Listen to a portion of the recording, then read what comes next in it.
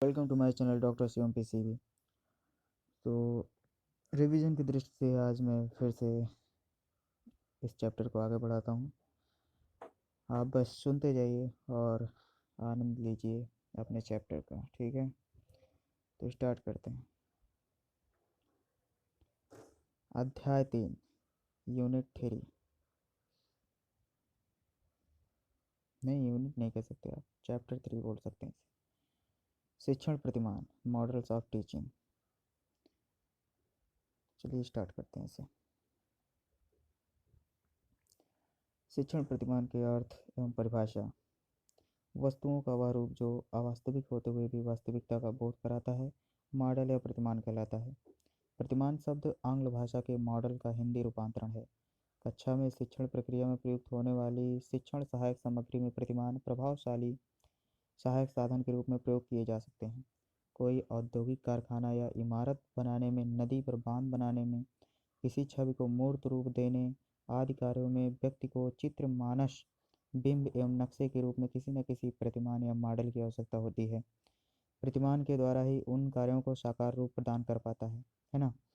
मूर्तिकार, शिल्पकार, चित्रकार, अभियंता, इंजीनियर एवं भवन निर्माणकर्ता को मॉडल या प्रतिमान की आवश्यकता पड़ती है। प्रतिमान के दूसरे अर्थों में कोई नेता, महापुरुष, अभिनेता अथवा शिक्षक बालकों की दृष्टि में एक प्रतिमान का रूप ले लेते हैं, जिनके व्यक्तित्व से प्रभावित होकर बालक उनके हर पहलू को आत्मसात करने का प्रयास करने लगता है। प्रतिमान का प्रयोग किसी व्यक्ति के आदर्शों को सम्मुख लाने के लिए किया जाता है, जिससे इन आदर्शों को आत्मसात करके कोई व्यक्ति चरित्र एवं व्यवहार से संबंधित अच्छी एवं बुरी आदतों को ग्रहण करने का प्रयास करता है।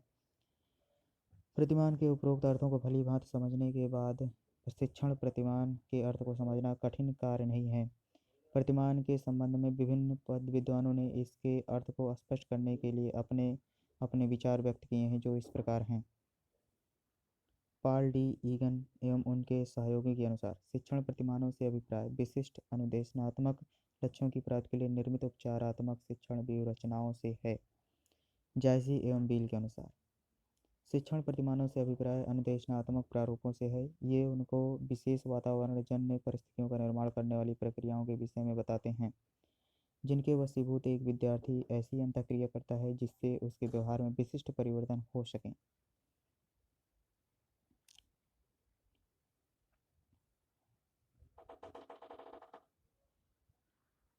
एन के जंगीरा एवं अजीत सिंह के अनुसार शिक्षण प्रतिमान क्रमबद्ध और परस्पर संबंधित ऐसे अवयवों का समुच्चय है जिसके द्वारा विशिष्ट लक्ष्यों की प्राप्ति हेतु मार्गदर्शन मिलता है। इससे पर्यावरणजन्य सुविधाओं और अनुदेशनात्मक क्रियाओं की योजना बनाने, इन क्रियाओं को क्रियान्वित करने और निश्चित उद्देश्यों को प्राप्त करने में सहायता मिलती है। जैसी एवं बेल के अनुसार शिक्षण प्रतिमान वह नमूना अथवा योजना है जिसे किसी पाठ्यक्रम अथवा कोर्स का निर्माण करने, अनुदेशनात्मक सामग्री का चयन करने और किसी अध्यापक की क्रियाओं के मार्गदर्शन हेतु काम में लाया जाता है। व्हील एवं जैसी के अनुसार शिक्षण प्रतिमान से तात्पर्य शैक्षणिक क्रियाओं और पर्यावरण को नियोजित करने वाले मार्गदर्शन से है। इसके द्वारा कुछ विशेष लक्ष्यों की प्राप्ति के लिए शिक्षण और अधिगम के तरीके निश्चित किए जाते हैं। शिक्षण प्रतिमानों की विशेषताएं। शिक्षण प्रतिमानों की विशेषताएं निम्नलिखित हैं। शिक्षण प्रतिमानों को विशिष्ट लक्ष्यों एवं उद्देश्यों को प्राप्त करने हेतु निर्मित किया जाता है। इन्हें साधारण व्यूह रचनाओं एवं शैक्षणिक तकनीकों से भिन्न स्थान देना चाहिए। शिक्षण प्रतिमान शिक्षण अधिगम प्रक्रिया को सफल बनाने हेतु पूर्व निर्धारित वस्तुएं या योजनाएं हैं। शिक्षण प्रतिमान किसी विशिष्ट शिक्षण अधिगम प्रक्रिया में शिक्षार्थियों की अधिगम क्षमता के अर्जन हेतु मापदंड के निर्धारण में सहायक होते हैं। शिक्षण प्रतिमान उपर्युक्त शिक्षण अधिगम प्रक्रिया में उचित वातावरण के निर्माण में सहायता करते हैं, जिससे शैक्षिक उद्देश्यों की प्राप्ति हेतु प्रभावी शिक्षण संपन्न हो सके। शिक्षण प्रतिमानों की सहायता से शिक्षक क्रमिक रूप से आगे बढ़ता रहता है तथा संगठित एवं व्यवस्थित प्रयासों के द्वारा वह विद्यार्थियों के व्यवहार में वांछित परिवर्तन लाने के लिए संघर्ष करता है। शिक्षण प्रतिमानों के द्वारा किसी विशेष शिक्षण अधिगम प्रक्रिया में दिए गए विशेष अनुदेशन हेतु विशेष अनुदेशनात्मक प्रारूप प्राप्त हो सकते हैं। शिक्षण प्रतिमान हमें विशेष उद्देश्यों एवं लक्ष्यों की प्राप्ति के लिए विशेष मार्गदर्शन एवं कार्य योजना प्रदान करने का कार्य करते हैं। शिक्षण प्रतिमान शिक्षक एवं शिक्षार्थी के परिश्रम, समय एवं शक्ति में मितव्ययिता इकोनॉमी ला सकता है। शिक्षण प्रतिमान हमें व्यवहारजन्य शब्दावली में शिक्षण अधिगम परिणामों की व्याख्या करते हैं तथा पुनः इन परिणामों की प्राप्ति हेतु क्रमबद्ध प्रक्रिया का वर्णन करते हैं। जिस प्रकार एक इंजीनियर किसी पुल या मकान के निर्माण हेतु पुल या मकान पूर्व निर्मित नक्शे या कार्य योजना या ब्लूप्रिंट्स की मदद लेता है, ठीक उसी प्रकार शिक्षक प्रशिक्षण प्रतिमानों की सहायता ले सकता है या लेता है। कुल मिला के आप कोई भी कार्य करते हैं या कोई घर बनाते हैं तो आप एक मॉडल तैयार करते हैं, ठीक है, एक नक्शा बनाते हैं। बस उसी का प्रकार है जिसे आप शिक्षा प्रदान करने जा रहे हैं या शिक्षण करने जा रहे हैं, ठीक है। तो आपको कुछ ना कुछ तो यार मॉडल तो तैयार करना ही पड़ेगा। जैसे मैं डिजिटल बोर्ड का इस्तेमाल कर रहा हूँ, ठीक है ना, और टेक्नोलॉजी तो है ही है, ठीक है। तो एक मॉडल है ये, ठीक है ना, और मैंने सारा मॉडल यहाँ पर तैयार कर रखा है। जैसे ये देखिए, ठीक है ना, कौन सा किसके बाद आता है, सब कुछ तैयार कर रखा है। सो डेट्स इट आप इसे ध्यान में रखें कि प्रतिमान क्या है, मॉडल है, ठीक है ना। चलिए ठीक है, आगे देखते हैं।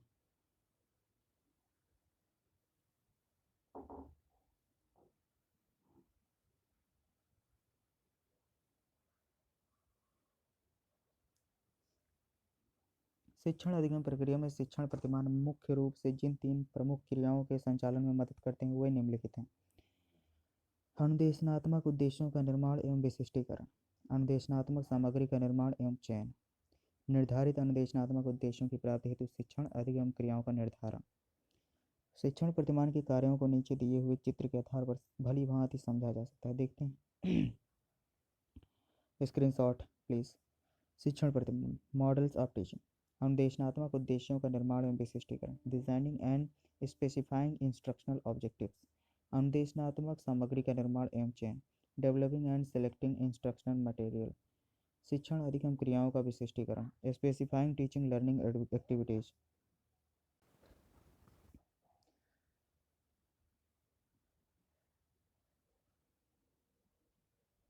चलिए, ये शिक्षण प्रतिमान के कार्य थे।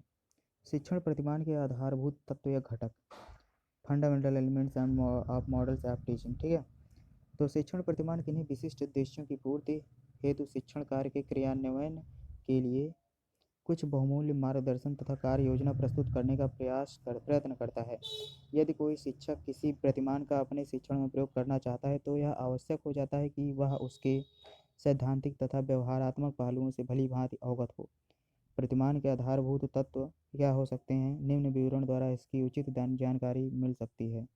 केंद्र बिंदु, प्रतिमान का केंद्र बिंदु अपने नाम के अनुसार ही प्रतिमान में अपनी केंद्रीय भूमिका निभाता है। अधिगम करता है, अधिगम वातावरण के संदर्भ में किस प्रकार के शिक्षण उद्देश्यों की पूर्ति प्रतिमान के प्रयोग से की जानी है, इस बात को स्पष्ट करना ही केंद्र बिंदु का लक्ष्य होता है। प्रतिक्रिया प्रनियम, इसके माध्यम से शिक्षक को यह जानकारी प्राप्त होती है कि प्रतिमान का उपयोग करते समय विद्यार्थियों के द्वारा की जाने वाली विभिन्न प्रक्रियाओं के प्रति किस तरह की अनुक्रिया या प्रतिक्रिया व्यक्त करनी है। बील एवं जैशी के अनुसार प्रत्येक प्रतिमान अपने प्रतिक्रिया प्रनियमों के माध्यम से अध्यापक को उन विशिष्ट नियमों तथा व्यवहार में प्रयुक्त की जाने वाली उन आवश्यक हिदायतों से परिचित कराता है जिनसे विद्यार्थियों के साथ उचित तालमेल स्थापित किया जा सके एवं जो कुछ भी वे करते हैं उसके प्रति वांछित अनुक्रियाएं करने में उचित सहायता प्राप्त होती है। संरचना सिंटैक्स, संरचना प्रतिमान के उस मूल तत्व का प्रतिनिधित्व करती है जिससे प्रतिमान के प्रयोग संबंधी प्रक्रिया का स्पष्टीकरण किया जाता है। प्रत्येक प्रतिमान में यह स्पष्ट करने का प्रयास किया जाता है कि प्रतिमान के उपयोग हेतु किन क्रमबद्ध अवस्थाओं अथवा सोपानों का अनुसरण किया जाएगा एवं इन अवस्थाओं में किस प्रकार की क्रियाएं संपन्न होगी।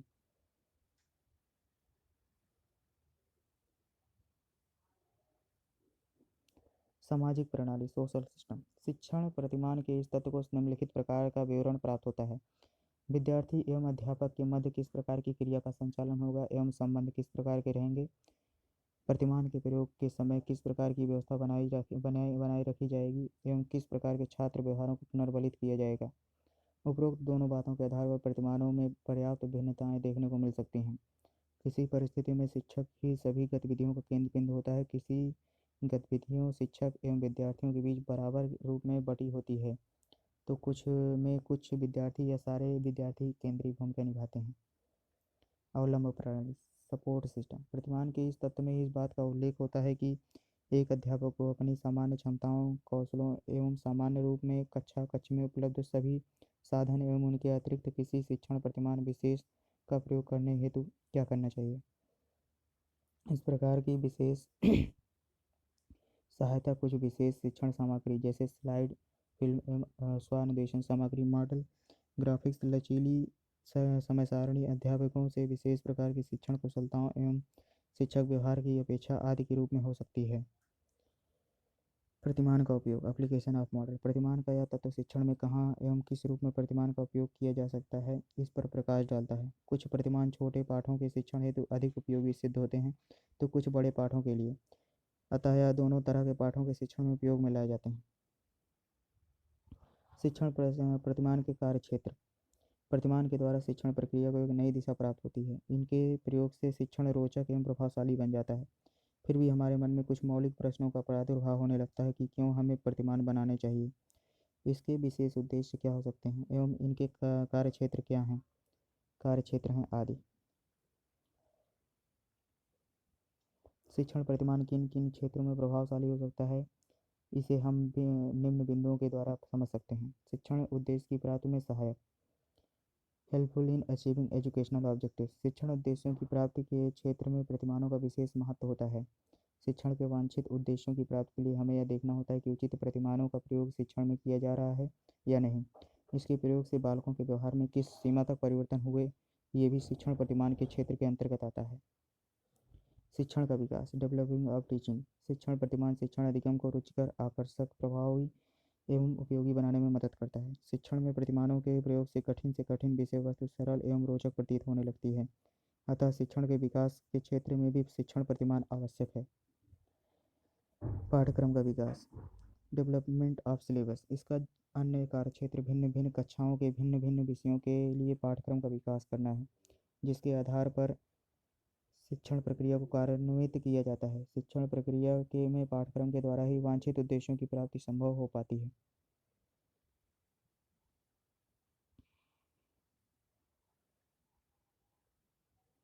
मार्गदर्शन का क्षेत्र, एरिया ऑफ गाइडेंस। शिक्षण प्रतिमानों को सुनिश्चित करना होता है कि वांछित उद्देश्यों की प्राप्ति के लिए क्या, क्यों, कैसे आदि के लिए मार्गदर्शन करना है। शिक्षक एवं शिक्षार्थी दोनों को शिक्षण उद्देश्यों की प्राप्ति कराना शिक्षण प्रतिमान के क्षेत्र के अंतर्गत ही आता है।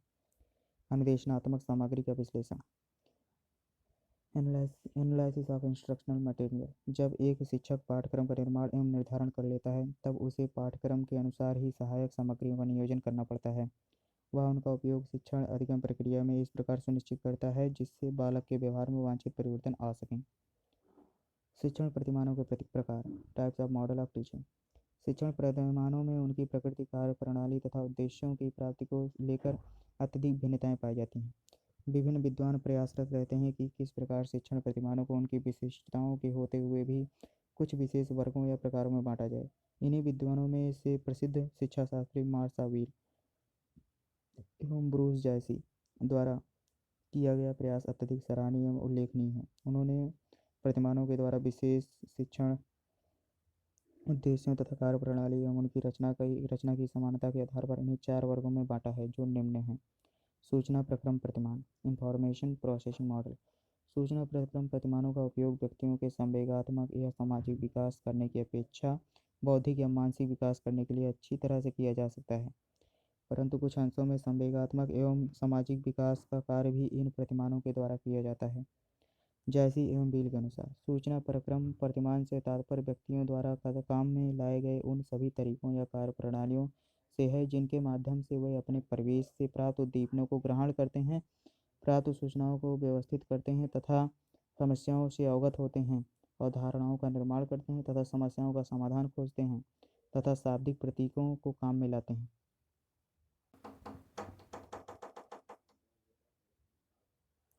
इस वर्ग में शामिल कुछ अन्य प्रतिमानों के रूप में निम्नलिखित नाम लिए जा सकते हैं। जीन पियाजे का विकास प्रतिमान, डेवलपमेंट मॉडल। सचमैन द्वारा प्रतिपादित पूछताछ प्रशिक्षण प्रतिमान, इंक्वायरी ट्रेनिंग मॉडल। हिल्डर टाबा द्वारा प्रतिपादित आगमन चिंतन प्रतिमान, इंडक्टिव थिंकिंग मॉडल। डेविड आसबेल का प्रगतिशील संगठनकर्ता प्रतिमान, एडवांस ऑर्गेनाइजर मॉडल। ब्रूनर द्वारा संप्रत्यय उपलब्धि प्रतिमान, concept attainment model.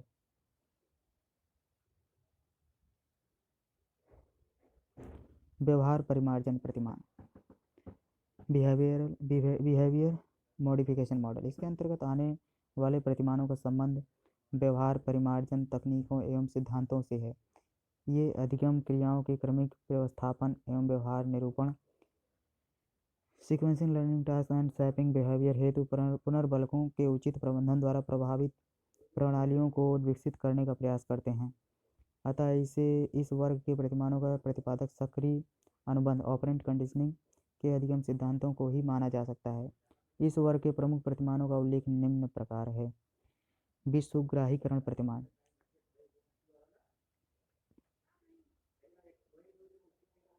Desensitization model, प्रशिक्षण प्रतिमान, ट्रेनिंग मॉडल, आपात प्रबंधन प्रतिमान, कंटिंजेंसी मैनेजमेंट मॉडल या सक्रिय अनुबंधन प्रतिमान, ऑपरेटिंग कंडीशनिंग मॉडल, तनाव कम करने से संबंधित प्रतिमान, स्ट्रेस रिडक्शन मॉडल, व्यक्तिगत विकास मॉडल, पर्सनल डेवलपमेंट मॉडल। इस वर्ग के प्रतिमान उन क्रियाओं को महत्व देते हैं जिनके द्वारा कोई व्यक्ति अपनी विशिष्ट व्यक्तित्व का विकास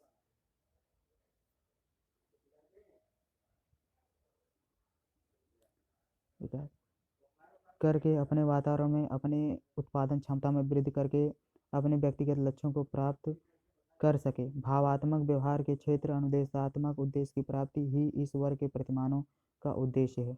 ये प्रतिमान व्यक्ति के भावात्मक पक्ष से जुड़कर व्यक्ति को एक पूर्ण व्यक्ति के रूप में विकसित करने में सहयोग प्रदान करते हैं।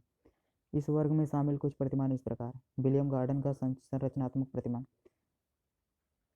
सिनेप्टिक्स मॉडल, कार्ल रोगर्स द्वारा प्रतिपादित अनिर्देशित प्रतिमान, non directive model, David Hunt का प्रत्यय प्रणाली प्रतिमान, conceptual system model, Fritz pearls का जागरूकता प्रशिक्षण प्रतिमान, अवेयरनेस ट्रेनिंग मॉडल, सामाजिक अंतःक्रिया प्रतिमान, सोशल इंटरेक्शन मॉडल, व्हील एम जैसी के अनुसार। पेशे, सामाजिक अंतःक्रिया प्रतिमान व्यक्तियों की अपनी योग्यता में वृद्धि का जनतांत्रिक प्रक्रियाओं के विकास तथा समाज की प्रगति में योगदान देने को प्राथमिकता देते हैं। भावात्मक अनुक्षेत्र अफेक्टिव डोमेन से संबंधित सामाजिक लक्ष्यों की पूर्ति करना ही इस वर्ग में शामिल प्रतिमानों का उद्देश्य होता है। ये प्रतिमान अंतःक्रिया एवं सामाजिकता को बढ़ावा देकर समाज की प्रगति में सहायक होते हैं। इस वर्ग के प्रतिमान निम्न प्रकार हैं: हर्बर्ट थेलन तथा जॉन डीवी द्वारा प्रतिपादित समूह अन्वेषण प्रतिमान, group investigation model, Francis Shaftel तथा जॉर्ज सैप्टल का भूमिका निर्वाह प्रतिमान, role playing model, William Glasser का कक्षा सत्र प्रतिमान, classroom meeting model, Benjamin Cox तथा वायरन मैसियल्स का सामाजिक पूछताछ प्रतिमान, सोशल इंक्वायरी मॉडल, बेथल माने द्वारा प्रतिपादित प्रयोगशाला प्रतिमान, लेबोरेटरी मेथड मॉडल। कुछ प्रतिमानों का विवरण देखते हैं क्या है।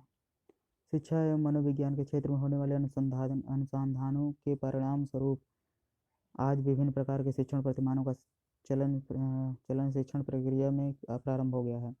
अध्यापक अपनी आवश्यकता अनुसार इसमें से किसी एक उचित प्रतिमान का प्रयोग अपने शिक्षण में करता है। अतः यहाँ कुछ अधिक प्रचलित शिक्षण प्रतिमानों का विवरण प्रस्तुत किया गया है।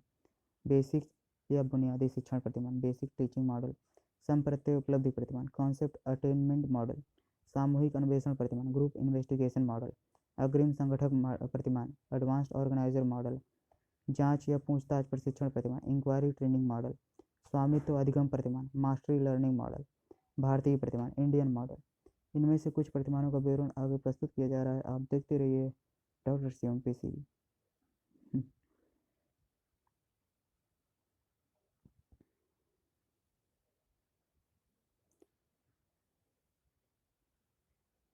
बेसिक शिक्षण प्रतिमान, बेसिक टीचिंग मॉडल। इस प्रतिमान का प्रतिपादन सन 1962 में रॉबर्ट ग्लेसर ने किया था, इसलिए इस प्रतिमान को ग्लेसर या बुनियादी शिक्षण प्रतिमान भी कहते हैं। इस प्रतिमान के अनुसार शिक्षण वह विशेष क्रिया है जो अधिगम की उपलब्धि पर केंद्रित होती है और इस प्रकार उन क्रियाओं का अभ्यास किया जाता है जिससे छात्रों का बौद्धिक एकीकरण और उनके स्वतंत्र निर्णय लेने की क्षमता पहचानी जाती है। ब्रूस जॉयस तथा मार्शा व्हील के अनुसार ने इस प्रतिमान को कक्षा मीटिंग प्रतिमान, क्लासरूम मीटिंग मॉडल भी की संज्ञा दी है। ग्लेसर प्रतिमान के आधार। ग्लेसर प्रतिमान के निम्नलिखित आधार। छात्र प्रत्येक अध्याय से कुछ न कुछ सीखता है। शिक्षक अनुदेशन प्रक्रिया द्वारा छात्र को प्रारंभिक व्यवहार में नवीन ज्ञान की प्राप्ति तथा निर्देशित करता है। शिक्षा के विभिन्न घटकों में प्रतिमानों का सामंजस्य स्थापित किया जा सकता है। छात्र के व्यवहार में वांछित परिवर्तन लाना शिक्षण का मुख्य उद्देश्य होता है।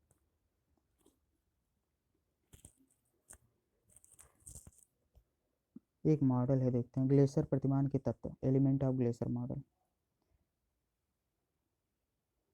ग्लेसर ने बेसिक शिक्षण प्रतिमान को 4 आवश्यक तत्वों या भागों में वर्गीकृत किया गया है। देखते हैं। अनुदेशनात्मक उद्देश्य, इंस्ट्रक्शनल। प्रारंभिक व्यवहार, एंटरिंग बिहेवियर। अनुदेशनात्मक प्रक्रिया, इंस्ट्रक्शनल। निष्पादन मूल्यांकन, ये अनुदेशनात्मक प्रक्रिया इंस्ट्रक्शनल प्रोसेस होगा, ठीक है, या फिर प्रोसीजर। निष्पादन मूल्यांकन, परफॉर्मेंस इवेलुएशन। ग्लेसर प्रतिमान के प्रमुख तत्व थे। अनुदेशनात्मक उद्देश्य, देखते हैं। Instructional objectives. अनुदेशनात्मक उद्देश्य शिक्षक शिक्षण प्रारंभ करने से पहले ही निर्धारित करता है। यह तत्व छात्र के व्यवहार में परिवर्तन लाता है तथा सीखने की सीमा का भी ज्ञान कराता है। शिक्षण प्रक्रिया प्रारंभ करने से पूर्व शिक्षक यह निर्धारित करता है कि किसी भी स्तर, किसी भी परिस्थिति में आयोजित की गई कोई भी शिक्षण क्रिया छात्र के व्यवहार में किस प्रकार का परिवर्तन लाएगी। अनुदेशनात्मक उद्देश्य इस बात की समुचित व्याख्या करती है। अनुदेशनात्मक उद्देश्य के आधार पर ही शिक्षण प्रक्रिया का समायोजन एवं नियोजन किया जाता है। संक्षेप में, अध्यापक इस सोपान पर इस प्रकार बल देता है। क्या पढ़ाता है? पाठ्यपुस्तक। क्यों पढ़ाता है? अनुदेशन के उद्देश्य। किस प्रकार पढ़ाता है? शिक्षण विधियाँ तथा सहायक प्रणाली।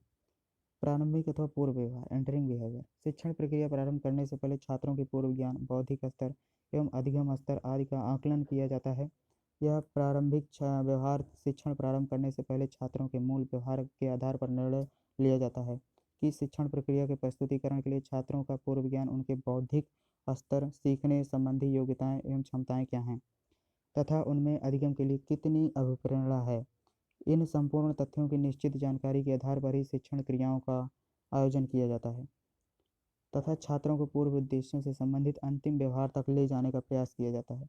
इस प्रकार छात्र का पूर्व व्यवहार निम्न तत्वों पर निर्धारित किया जा सकता है। छात्रों का मानसिक स्तर यानी बुद्धि लब्धि, इंटेलिजेंस क्वांटिटी, IQ लेवल, ठीक।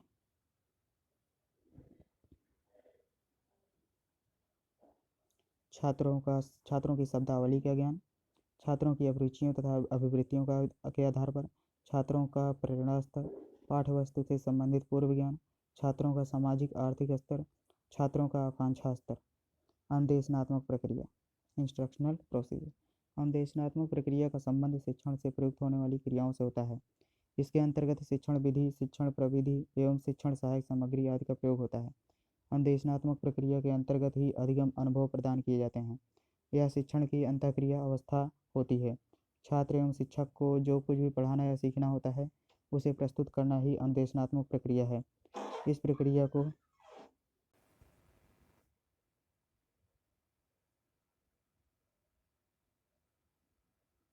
इस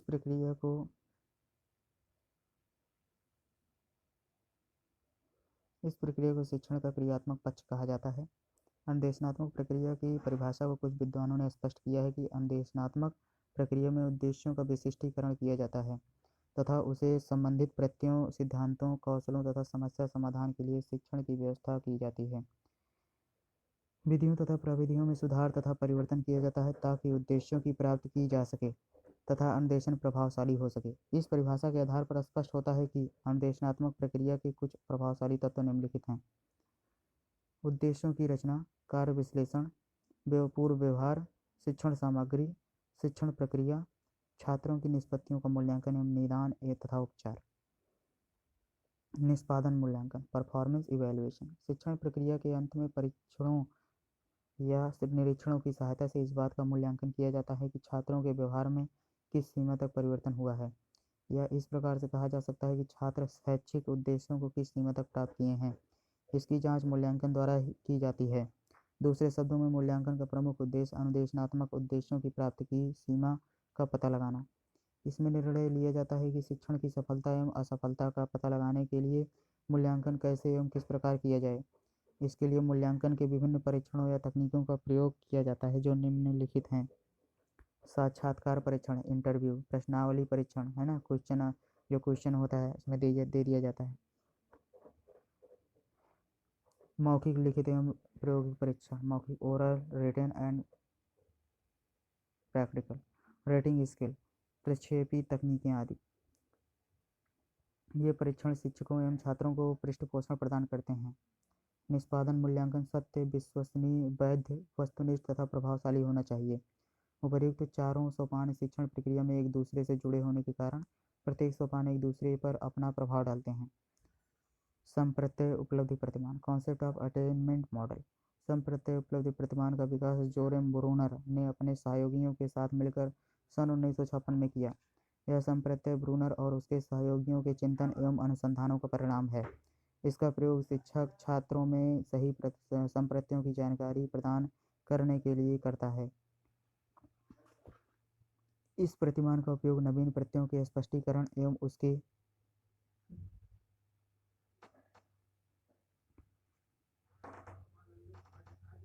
प्रभावशाली व्याख्या करने के ढंग में किया जाता है। इसमें दो या अधिक वस्तुओं के मध्य समानता या असमानता का बोध कराते हुए विभिन्न प्रकार के माध्यमों से तथ्यों का एकीकरण करते हुए प्रक्रिया को पूर्ण किया जाता है। ब्रूनर ने बताया कि हमारा परिवेश बहुत ही जटिल है और यह विविध वस्तुओं से भरा है। इसमें हम अपने आप को इसलिए समायोजित कर रहे हैं क्योंकि हम वस्तुओं को पहचानने, उनमें अंतर वर्गीकरण करने से संबंधित संप्रत्ययों का निर्माण करने की क्षमता रखते हैं। एक संप्रत्यय मुख्यतः 3 तत्वों से बना हुआ है। उदाहरण, गुण और गुणधर्म। उदाहरण, गुण और गुणधर्म। इस प्रतिमान का विकास मुख्यतः छात्रों के आगमन तर्क की योग्यता में वृद्धि करना तथा छात्र में संप्रत्ययों को विकसित करना है। डॉक्टर आनंद 1996 ने मानव में संप्रत्ययों की संरचना के बारे में अपना विचार प्रस्तुत करते हुए लिखा है, ब्रूनर तथा उसके सहयोगियों की यह धारणा थी कि मानव जिस वातावरण में रहता है उसमें इतनी विविधताएं और जटिलताएं कि मनुष्य वर्गीकरण के बिना इसे समझ ही नहीं सकता। इसलिए प्रत्येक मनुष्य अपने वातावरण में पाई जाने वाली वस्तुओं को समझने का प्रयास करता है तथा वस्तुओं का वर्गीकरण करता है। वस्तुओं के इस प्रकार से वर्गीकरण के फलस्वरूप उनमें संप्रत्यय विकसित होते रहते हैं। ये संप्रत्यय व स्वाभाविक रूप से विकसित होते हैं, फिर भी सही संप्रत्ययों के विकास हेतु प्रशिक्षण आवश्यक हो जाता है। यह प्रतिमान संप्रत्यय विकसित करने का एक अच्छा साधन माना गया है। संप्रत्यय उपलब्धि प्रतिमान के प्रमुख तत्व, main elements of concept attainment model. संप्रत्यय उपलब्धि प्रतिमान के प्रमुख तत्व निम्नलिखित हैं। केंद्र बिंदु, फोकस। इस प्रतिमान का उद्देश्य विद्यार्थियों को किन्हीं विशेष संप्रत्ययों की उपलब्धि में सहायता करना है। यह प्रतिमान संप्रत्यय की प्रक्रिया के बारे में भी बताता है। इसका प्रमुख उद्देश्य छात्रों में आगम तर्क का विकास करना है। यह मनोविज्ञान पर आधारित है। इसके अंतर्गत विभिन्न घटकों, घटनाओं, व्यक्तियों तथा वस्तुओं को वर्गीकरण कर चिंतन शक्ति के आधार पर विभिन्न संप्रत्ययों का ज्ञान प्राप्त करते हैं। ब्रूनर एवं उनके सहयोगियों ने निम्नलिखित 4 केंद्र बिंदु तथा उद्देश्य बताए हैं। संप्रत्यय की प्रकृति का छात्रों को ज्ञान प्रदान करना, जिससे वह वस्तुओं को उनके गुण, विशेषताओं आदि के आधार पर वर्गीकरण कर सकें। छात्रों में सही संप्रत्यय के विकास के योग्य बनाना। छात्रों में विशिष्ट संप्रत्ययों का विकास करना। छात्रों में चिंतन संबंधी नीतियों का विकास करना। संरचना, सिंटैक्स। संप्रत्यय उपलब्धि से संबंधित सभी प्रतिमान का समान सैद्धांतिक आधार होने के कारण इसकी संरचना और कार्यप्रणाली में काफ़ी समानता है। इसकी संरचना में कौशल का विकास 4 भागों में किया गया है। प्रदत्तों का संकलन। इसके अंतर्गत छात्रों के सामने किसी घटना या व्यक्तिगत आंकड़े प्रस्तुत किए जाते हैं। छात्र इन आंकड़ों की सहायता से विभिन्न प्रत्ययों का विकास कर इसके गुण संप्रत्ययों का आकलन कर निष्कर्ष निकालता है। नीति विश्लेषण। इस पद के अंतर्गत छात्र संबंधित विशेषताओं का विश्लेषण करते हैं। यह विश्लेषण सामान्य से विशिष्ट की ओर सूत्र पर आधारित होता है।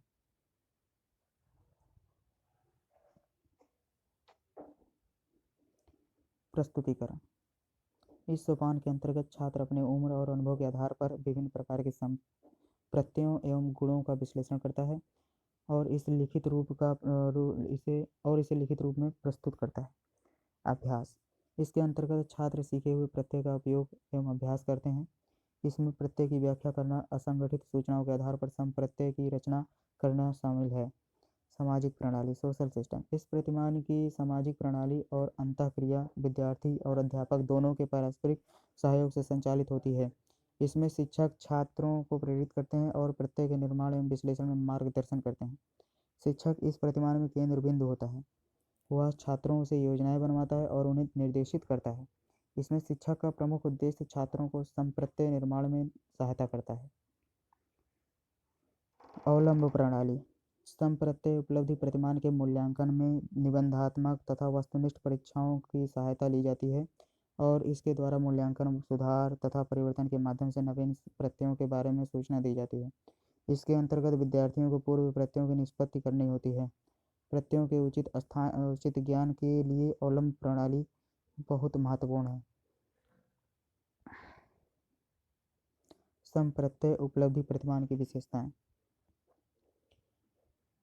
संप्रत्यय उपलब्धि प्रतिमान की निम्नलिखित विशेषताएं हैं। इसके अंतर्गत संप्रत्यय को उदाहरणों के आधार पर सीखने पर बल दिया जाता है।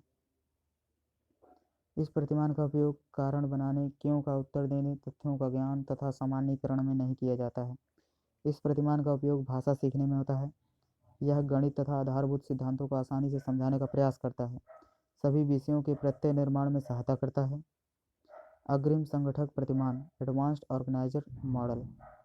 अग्रिम संगठक प्रतिमान प्रसिद्ध मनोवैज्ञानिक एवं शिक्षा शास्त्री डेविड ऑसवेल की विचारधारा तथा प्रयत्नों का परिणाम है। इस प्रतिमान के व्यवहारिक एवं सैद्धांतिक पहलू को अपनी रचनाओं में स्पष्ट किया। इस प्रतिमान का आधार शाब्दिक अधिगम है तथा यह सूचना प्रक्रिया के सिद्धांत पर आधारित है। भूषण तथा वासड़े 1994 इस प्रतिमान का विवरण प्रस्तुत करते हुए कहते हैं कि इस प्रतिमान के अंतर्गत हम छात्रों के सम्मुख ज्ञान को संगठित कर इस प्रकार विकसित करते हैं कि मस्तिष्क में पहले से धारण किए गए ज्ञान के साथ अंतःक्रिया कर नए ज्ञान को सार्थक विधि से सीख सकें। अर्थपूर्ण ज्ञान से अभिप्राय है सीधे नए ज्ञान का प्रयोग अन्य परिस्थितियों में करना, अर्थात दैनिक जीवन में आने वाली समस्याओं का समाधान स्वाभाविक एवं अनुभव के आधार पर करना। इसमें शिक्षक विषय वस्तु को व्यवस्थित रूप से प्रत्यय को प्रस्तुत करता है जिससे प्रायः आसानी से उन प्रत्ययों को सीख सके। अग्रिम संगठक प्रतिमान के प्रमुख तत्व main elements of advance organiser model. अग्रिम संगठक प्रतिमान के निम्नलिखित प्रमुख तत्व हैं। केंद्र बिंदु या उद्देश्य। अग्रिम संगठक प्रतिमान का उद्देश्य एक अध्यापक अपने अधिकतर कार्यों में सहायता पहुंचाना होता है। अध्यापक के अपने अधिकतर कार्यों में सहायता पहुंचाना होता है।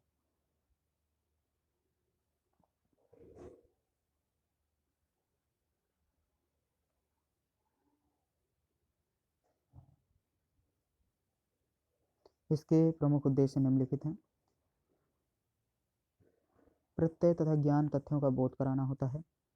इसके अंतर्गत दिए जाने वाले ज्ञान को ठीक प्रकार से ग्रहण करना तथा इसका अर्जन कर पूर्व संरचनात्मक संरचना को बेहतर बनाना है। ज्ञान तत्वों में संबंध स्थापित करना, सूचना या अधिगम प्रणाली सामग्री को प्रभावी एवं सार्थक ढंग से संगठित एवं प्रेषित करने में सहायता प्रदान करना, पाठ्यवस्तु को रुचिपूर्ण एवं सार्थक बनाना, प्रस्तुतिकरण हेतु प्रयोग में लाई गई पाठ्यवस्तु की विधियों, व्याख्यान एवं अन्य विधियों में सुधार लाना। संरचना। अग्रिम संगठक शिक्षण प्रतिमान में विषय वस्तु की सार्थकता हेतु क्रियाओं को सामान्य रूप से प्रस्तुत किया जाता है। इसे सीखने के क्रम के अनुसार प्रस्तुत किया जाता है। इसकी संरचना के अंतर्गत 3 मुख्य क्रियाओं को संपन्न किया जाता है। विषय वस्तु का संगठन करना, अधिगम के लिए सामग्री के अनुसार प्रस्तुत करना, विभिन्न प्रकार के अनुप्रयोगात्मक प्रश्नों, निष्कर्षों आदि का प्रयोग कर संज्ञानात्मक संगठन को सुव्यवस्थित करना। अग्रिम संगठक शिक्षण प्रतिमान की आवश्यकताएं। इस प्रतिमान की मुख्य 3 अवस्थाएं हैं। अग्रिम संगठन का प्रस्तुतिकरण। इसके अंतर्गत पाठ के उद्देश्यों को प्रस्तुत किया जाता है और उसे स्पष्ट किया जाता है। संगठक के प्रस्तुतिकरण हेतु चरों की परिभाषा और उदाहरणों को पेश किया जाता है। इसमें विभिन्न संदर्भों को प्रस्तुत कर उनकी पुनरावृत्ति भी की जाती है। इसमें पाठ की विषय वस्तु की सभी सामान्य संप्रत्ययों, संनियमों तथा सामान्यीकृत विचारों को पूर्ण व्यवस्थित ढंग से विद्यार्थियों के सामने रखा जाता है। अधिगम सामग्री का प्रस्तुतिकरण। इसमें अधिगम को प्रस्तुत किया जाता है तथा संगठन का स्पष्टीकरण एवं अधिगम सामग्री के क्रम में व्याख्या की जाती है। इसके अंतर्गत छात्रों की एकाग्रता और ध्यान को बनाए रखने का कार्य किया जाता है। अधिगम सामग्री को प्रस्तुत करते समय और उनके चयन में यह ध्यान रखा जाता है कि इसकी सामग्री एवं विचार शिक्षण के दौरान प्रस्तुत की जाने वाली विशेष सामग्री का प्रतिरूप न हो। ज्ञानात्मक संगठन को सुदृढ़ बनाना। इसके अंतर्गत ज्ञानात्मक संगठन को उन्नतशील बनाने के लिए विभिन्न सिद्धांतों का उपयोग किया जाता है और संगठन ज्ञानात्मक संगठन के सिद्धांतों के साथ एक रूपता स्थापित कर दिया जाता है। इसके अनुसार अधिगम ग्रहण की क्षमता छात्रों में बढ़ाकर विषय को सरल एवं सहज बनाया जाता है। सामाजिक प्रणाली, सोशल सिस्टम, सब चीज़ वही उलट पुलट करा रही है, कोई दिक्कत नहीं है। अग्रिम संगठक प्रतिमान की सामाजिक प्रणाली पूर्ण रूप से अध्यापक केंद्रित तथा प्रभुत्ववादी है। विद्यार्थियों को अधिगम के लिए अध्यापक ही पहल करता है और संबंधित अधिगम सामग्री के क्रमबद्ध रूप से विद्यार्थियों के समक्ष प्रस्तुत करता है। यह प्रतिमान अमूर्त विचारों को भी प्रभावशाली ढंग से प्रस्तुत करता है। शिक्षक अपने इसमें सक्रिय रहकर कक्षा को नियंत्रित करता है। इससे कक्षा अनुशासित और व्यवस्थित रहती है। ब्रूस तथा व्हील के अनुसार यह उच्च संरचनात्मक प्रतिमान है इसे शिक्षक सामाजिक और बौद्धिक प्रणाली के माध्यम से भूमिका को निर्धारित करता है और नियंत्रित करता है। मूल्यांकन प्रणाली। अग्रिम संगठक प्रतिमान में मूल्यांकन अनुदेशन के आधार पर किया जाता है। इसमें वर्णनात्मक या व्याख्यात्मक शिक्षण के द्वारा सार्थक अधिगम अर्जन में विधियों का विद्यार्थियों की सहायता करने के लिए शिक्षकों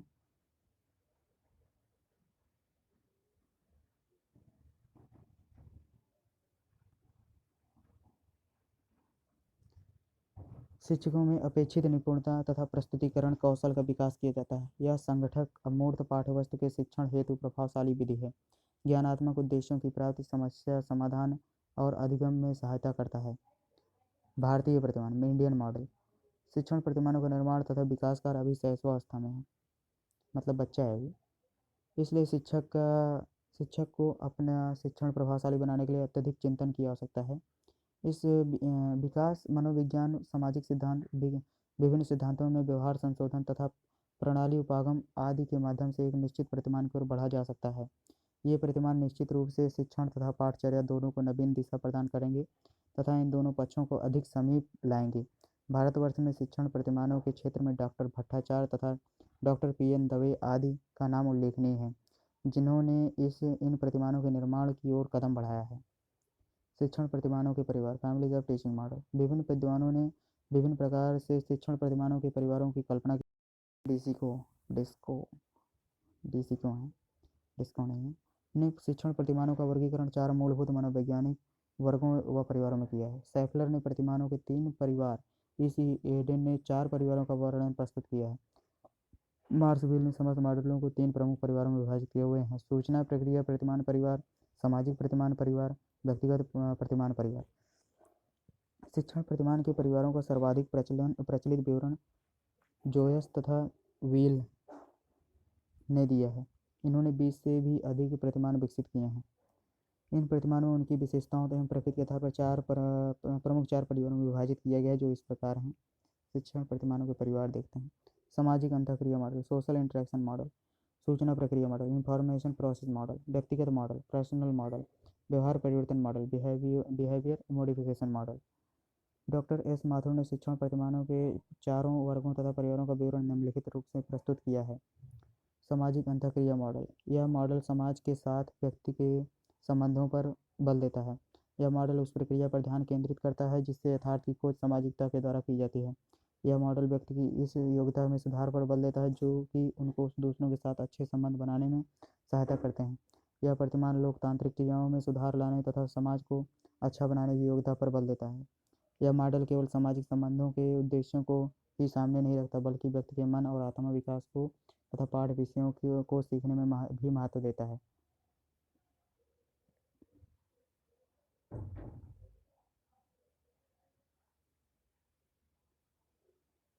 बधाई हो, आपका चैप्टर समाप्त होने वाला है।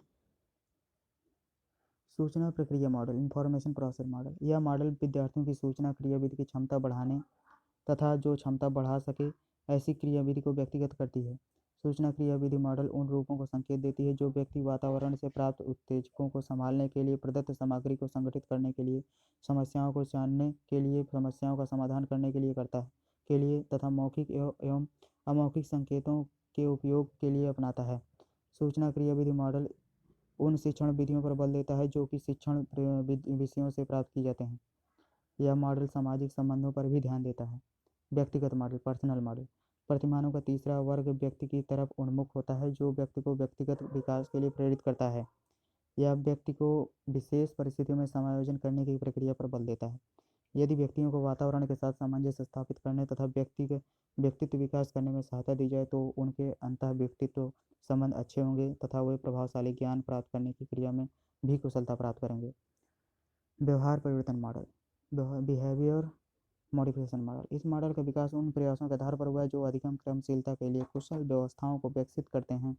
इस मॉडल का निर्माण व्यवहारिक पुष्टिकरण में परिवर्तन करने के लिए किया जाता है। इस मॉडल के प्रतिपादक स्किनर महोदय हैं। यह मॉडल अधिगमकर्ता के बाह्य व्यवहार में परिवर्तन लाने पर बल देता है तथा उनका विवेचन प्रत्यक्ष व्यवहार के रूप में करते हैं। स्किनर का सिद्धांत सक्रिय अनुबंधन कहते हैं। उसका प्रयोग अनेक क्षेत्रों में किया जाता है, जैसे शिक्षा एवं अन्य क्षेत्र, सैनिक प्रशिक्षण से लेकर रोगी उपचार तक के लिए प्रयोग किया जाता है। आपको इस चैप्टर से संबंधित प्रश्न मिल जाएंगे। ये हैं प्रश्न हैं, आप इसका स्क्रीनशॉट भी ले सकते हैं। तो आपका ये चैप्टर समाप्त हुआ। तो मिलते हैं नेक्स्ट वीडियो में।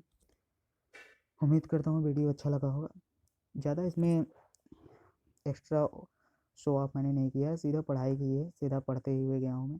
आपको रिवीजन की दृष्टि से बहुत अच्छा है और जो नए स्टूडेंट बीएड फर्स्ट सेमेस्टर में जाएंगे उनके लिए भी उपयोगी है, क्योंकि उन्हें किताब अगर नहीं मिल जाएगी तो आप मेरे वीडियो से आराम से पढ़ सकते हैं, कोई दिक्कत नहीं। एक एक पॉइंट क्लियर किया रहेगा, आपको पढ़ने की ज़रूरत नहीं, बस सुनने की ज़रूरत है। तो आप वीडियो को लाइक करें, शेयर करें और सब्सक्राइब करें। और परीक्षाएँ नज़दीक हैं और बिल्कुल भी अच्छी तरह से इसमें जुट जाएँ। केवल रिवीजन करना है। प्लेबैक स्पीड बढ़ाकर भी आप देख सकते हैं, कोई दिक्कत नहीं। वैसे मैंने ज़्यादा स्लो नहीं बोला है, तेज़ ही बोला है, ठीक है ना? तो कोई दिक्कत नहीं आएगी। तो अगला आपका नेक्स्ट चैप्टर होगा अध्याय 4, व्यवहार परिवर्तन प्रविधियाँ, ठीक है ना? तब तक के लिए धन्यवाद।